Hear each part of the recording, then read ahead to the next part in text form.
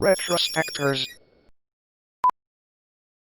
Ever since the rise of the PlayStation 3 or the Xbox 360, it became socially acceptable for game companies to just port older games to the newer systems, upscale them, put them in HD, and then charge a decent chunk of money for the privilege. This always seemed counterintuitive to me, because backwards compatibility back in the day meant you could take your PS1 disc and play it in a PS2, a game you already bought.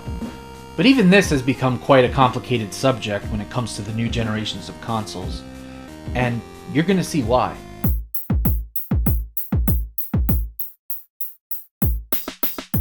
HD collections, while convenient, are mainly created to get you to rebuy games you already own. As such, the last two generations were absolutely swamped with them.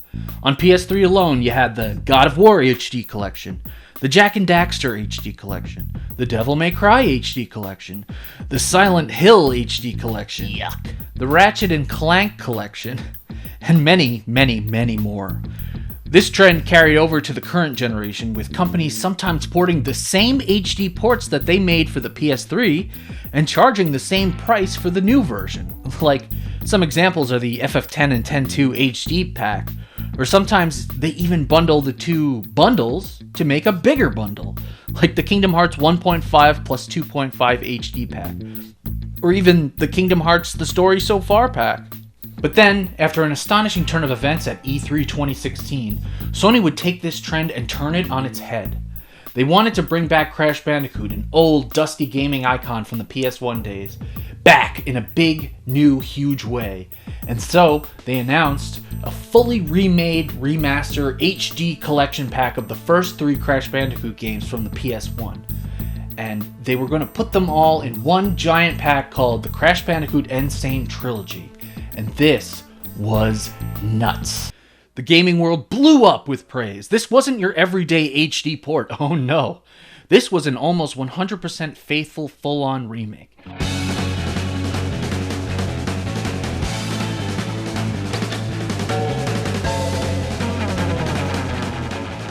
In some areas, like in Crash 1, it completely surpasses the original in every way. In others, like with Crash 2, the addition of new mechanics makes the replay worthwhile for veteran fans. Overall, this Remake Trilogy revitalized the Crash Bandicoot series and set a precedent for future game collections to not just be HD ports, but to be full-on HD remakes. Then, a few years later, BAM! The Spyro Reignited Trilogy was announced. People were surprised, but cautiously optimistic. This time, the game was a little less faithful design-wise. Some characters looked great, but some deviated a little too much. But didn't really matter. You got all three games on one Okay, well, it looks like Spyro 2 and 3 were digital downloads only. And Spyro 3 was a buggy mess on release. Oh. It's almost like it was a cash grab. But it didn't really matter because it was still a success, and a damn fine way to revitalize yet another old and dusty PlayStation icon. The door for remake trilogies was now wide open. Who would go and strike while the iron is hot? Who was going to capitalize on this new trend amongst game companies that gives them a free pass to make bank selling old games once again? Sadly, no one. At least not yet. The concept of remaking three similar games using a unified game engine is still a relatively new concept. And it might actually be difficult to find candidates or series that fit the bill. Gex is one. However, we did get some one-off remakes of single games using that same approach. Shadow of the Colossus on PS4 was essentially the same game remade with higher resolution and higher graphical fidelity in mind. However, I've heard from the Team Eco purists that the Shadow of Colossus HD port on PS3 is still the definitive way to play this legendary PS2 classic. Then we have the curious case of The Legend of Zelda Link's Awakening remake. Despite being a one-to-one three-dimensional remake of a Game Boy Color game, Nintendo charged a full $60 for this one. A tad pricey. You'd think for that price they would be so kind as to include an Oracle of Ages and Oracle of Seasons remake in that bundle. You know, really make it worth the investment. But then again, Nintendo never really had any reservations about charging obscene amounts of money for minimal effort. especially within the Zelda series. Remember Wind Waker HD with its arguably worse graphics and minimal gameplay adjustments? Yeah, that'll be $60 plus tip. And that was a Wii U port too. Really kicked us while we were down, huh, Nintendo? Moving back to Crash, the Insane Trilogy was recently followed up with an ambitious take on the PS1 classic Crash Team Racing. This remake, known as Nitro Fueled, offered not just the base game, but courses and characters from all across the Crash Team Racing series. That's right, there were so many Crash racing games spread across dozens of consoles that it can be considered as its own side series. While they all varied in quality, Nitro Fueled brings all of those unique characters and ideas under one snazzy and mechanically sound umbrella. This game, despite that weird games as a service nonsense when it came to unlocking new characters, was essentially another smashing success. So here we are, on the cusp of the next big franchise revival. So far, all of these HD remake trilogies have been focused mostly on Sony icons. So who will be the first company other than Sony to stand up and grab the torch on the HD remake trilogy trend? Will Microsoft finally throw their hat in the ring? After all, Microsoft bought the rights to a number of classic games when they acquired Rare, but they didn't really do anything with them after the initial lukewarm reception to their sequels on the 360.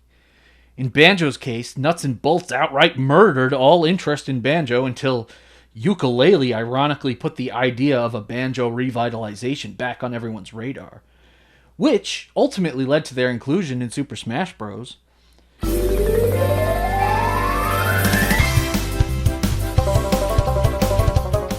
Microsoft did release the Rare Replay on Xbox One, which was an amazing value for the vast number of HD ports it included. But I think it's time for them to pony up for a true Banjo Remake Trilogy. That's right, I said trilogy. We ain't talking about the aforementioned Nuts and Bolts, oh no. That failure of a game should only be addressed as a one-off remake, much like Nitro Fueled, if at all. No. I think Microsoft, Rare, or whoever they farmed this trilogy out to, should consider including Grunty's Revenge in that trilogy pack. This isometric platformer for Game Boy Advance was quite literally the last mainline Banjo game by a team that somewhat resembled the original developers. It is quite reminiscent of Banjo-Kazooie and Tooie gameplay-wise, but of course it's limited by the GBA's hardware. Interestingly enough, there was a fan project many years ago aiming to create a 3D remake of Grunty's Revenge by hacking it into the older Nintendo 64 games and bringing it more in line with the original series. It was a noble effort that had made some promising strides of progress, but it has since gone quiet, or at least I haven't heard much about it.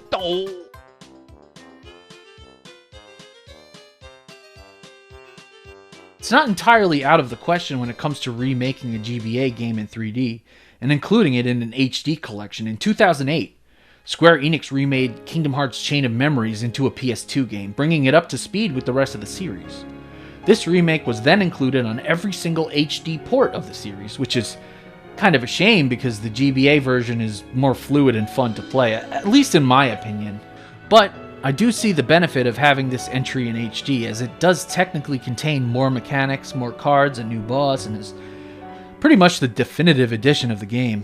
Don't get me wrong, it's not a bad remake either. But I digress. A Banjo-Kazooie remake trilogy would just make so much sense since his inclusion in Smash Bros. Ultimate single-handedly revitalized interest in the character. Now it's time for Microsoft to strike while the iron is hot. Perhaps they could consider releasing it on PC, Xbox One, and Nintendo Switch to reel in the whole breadth of fans and honor their mutual partnership with Nintendo.